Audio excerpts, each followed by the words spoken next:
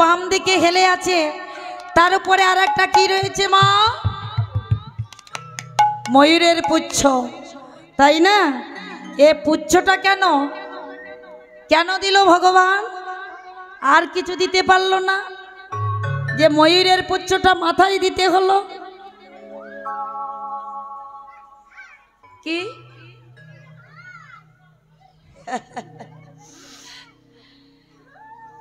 কেন দিল মা? একদিন শ্রীমতী রাধারানী ওই ময়ূর রূপ ধারণ করেছিল। সেদিন কবে? এ লোকের কথা নয়, গোলকের কথা। আজ হবে বৃন্দাবনে রাসলীলা, সেদিনও গোলকে হয়েছিল মহারাস। আর সেই মহারাসে দারুণ একটা লীলা, আর এ লীলায় আনন্দের সীমা নাই। ভগবান কেন রেখেছে একটু লক্ষ্য করুন। ওমা, স্বর্গের দেবতারা এই লীলা দর্শন করেছে, তারাও আনন্দ পাচ্ছে। হ্যাঁ, এইবার কি করছে দেখুন, গোলকে রাসলীলা হচ্ছে, আর ওই লীলার দাঁড়ি ছিল শ্রীদাম। কৃষ্ণ বলল, শ্রীদাম শোন, আজকের আমার বিনা অনুমতি ছাড়া রাসের যজ্ঞে কাউকে তুই ঢুকতে দিবি না।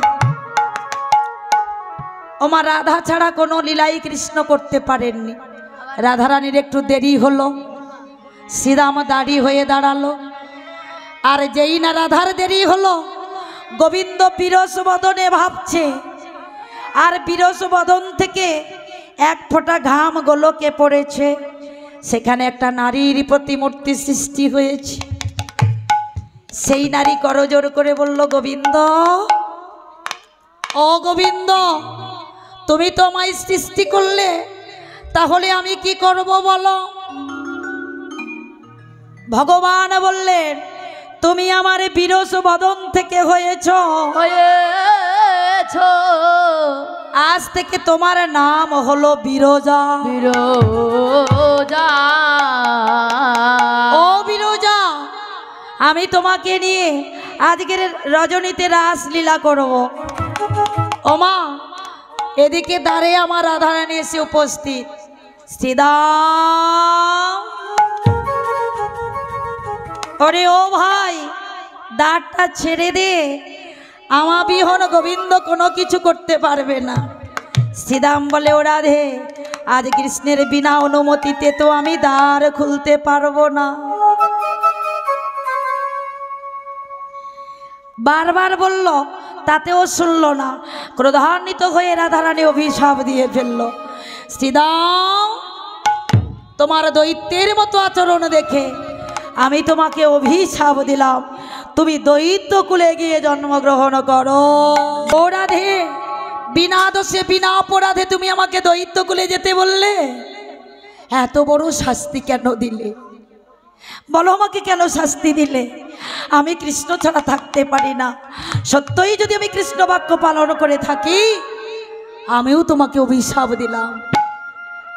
শোনো, যে কৃষ্ণ ছেড়ে আমি দৈত্য কুলে যাব, আর সেই কৃষ্ণ হারা হয়ে শত বর্ষ তোমায় বৃন্দাবনে কাঁদিতে হবে, কাঁদিতে হবে। রাধে গো,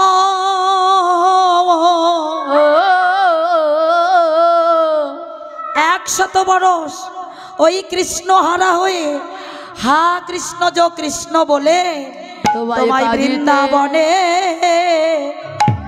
কাঁদিতে হবে। বৃন্দাবনে কাঁদিতে হবে, তোমায় বৃন্দাবনে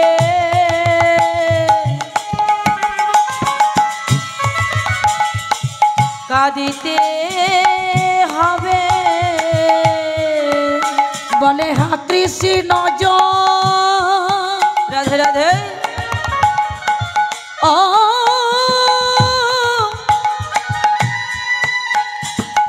কৃষ্ণ বলে, আর বৃন্দাবনে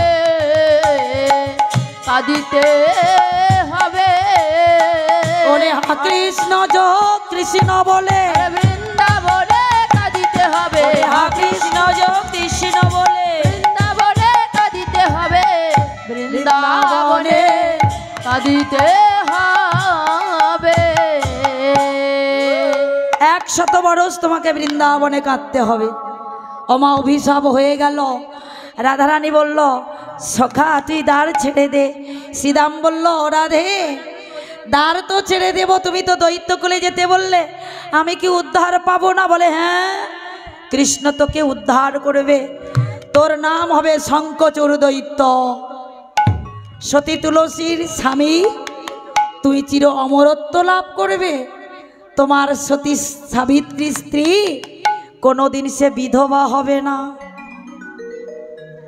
ওমা কথা হয়ে গেল। রাধারানী যেই না যজ্ঞের মধ্যে প্রবেশ করলো, মা ওই যে বিরজা নামে রমণীটা ছিল, রাধারানীকে দেখে চারিপাশে জল হয়ে গেল। আর যেই বিরজা জল হলো, গোবিন্দ মনে মনে ভাবলো, বিরজা তোমাকে সৃষ্টি করে আমি তোমার সঙ্গে মিলন করতে পারিনি, তোমাকে আলিঙ্গন করতে পারিনি। আজ যখন তুমি জল হলে, আমি তোমার বক্ষের উপর দিয়ে সর্প হয়ে বেয়ে বেড়াবো। কি মধুর লীলা দেখুন। স্বর্গের দেবতারা তাই দর্শন করছে, আর ভোলানাথ একবার আনন্দে পাগল হয়ে যাচ্ছে। ও পার্বতী, একবার দেখো আমার প্রভু কত সুন্দর লীলা করছে।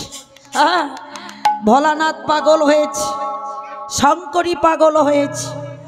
ওমা এইবার কৃষ্ণ কি করেছে? বিরজার বাসনা পূর্ণ করবে বলে সর্প হয়ে বিরজার বক্ষের উপর দিয়ে বেয়ে বেয়ে বেড়াচ্ছে। রাধারানী এসে বুঝতে পেরেছে, আচ্ছা তুমি বড় চতুর কৃষ্ণ,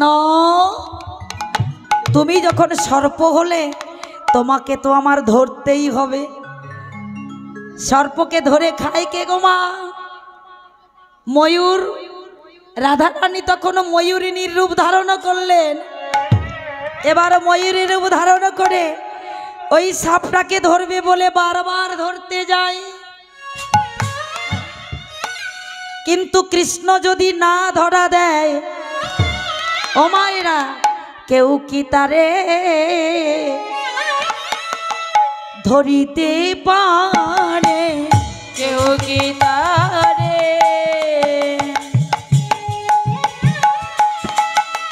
ধরিতে পারে?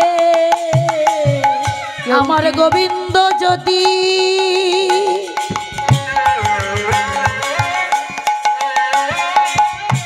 ধরা নাহি দেখে, কেউ কি তারে ধরিতে পারে? গোবিন্দ যদি না ধরা দেয়, কেউ কি ধরতে পারে মা? এইবার ধরতে যায় ওই ময়ূররূপী রাধারানী, কিছুতেই পারছে না। কি মজা দেখুন মা। এবার যেই বারবার দিচ্ছে, কৃষ্ণ মনে মনে ভাবছে আর থাকা যাবে না, ধরা দিতে হবে। ওমা কি করলো? টপ করে সর্পরূপে একটা ময়ূরের পুচ্ছ তুলে নিল, নিজ মূর্তি ধারণ করলো। রাধে যেই না সর্পরূপ ছেড়ে দিলেন কৃষ্ণ, রাধারানীও ময়ূর রূপ ছেড়ে দিয়ে নিজ মূর্তি ধারণ করেছে। বলো, রাধে তুমি আমার প্রেমের গুরু, তোমার কাছে কি আমি প্রেম শিখব? তাই তোমাকে আমি ভালোবেসে মাথায় করে রাখবো, তোমায় মাথায় করে রাখবো, তোমায় মাথায় করে রাখবো, তোমায় মাথায় করে নিতাই গৌর হরি মাথায় করে রাখবো, তোমায় মাথায় করে রাখবো। ওরে তুমি আমার প্রেমের গুরু, মাথায় করে রাখবো, তুমি আমায় প্রেমের গুরু, মাথায় করে রাখবো, তুমি আমার প্রেমের গুরু, মাথায় করে রাখবো। তুমি তোমার প্রেমের গুরু, এবার থেকে তোমায় মাথায় করে রাখবো। ওমা এই লীলা দেখছিল কে? ভোলানাথ।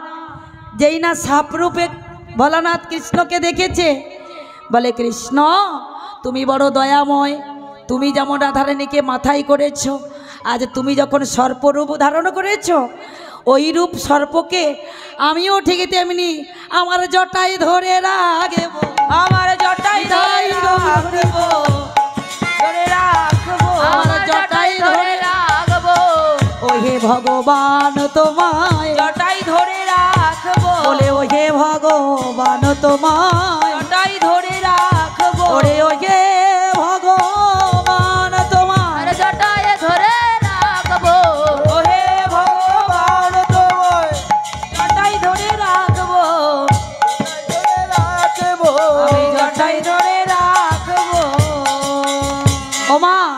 অপূর্ব লীলা দেখেছেন? ভোলানাথের মাথায় একটা সাপ থাকে, কারো জানা ছিল? একটা নতুন তত্ত্ব কথা বোঝা গেল, তাই না? ওই সাপটা রেখেছে কেন? ভগবান ওই রূপ ধারণ করেছিল বলে। তাই দেবাদিদেবের পরম বৈষ্ণব তিনি তো ভগবানকে মাথায় করে রেখেছে। অপূর্ব লীলা।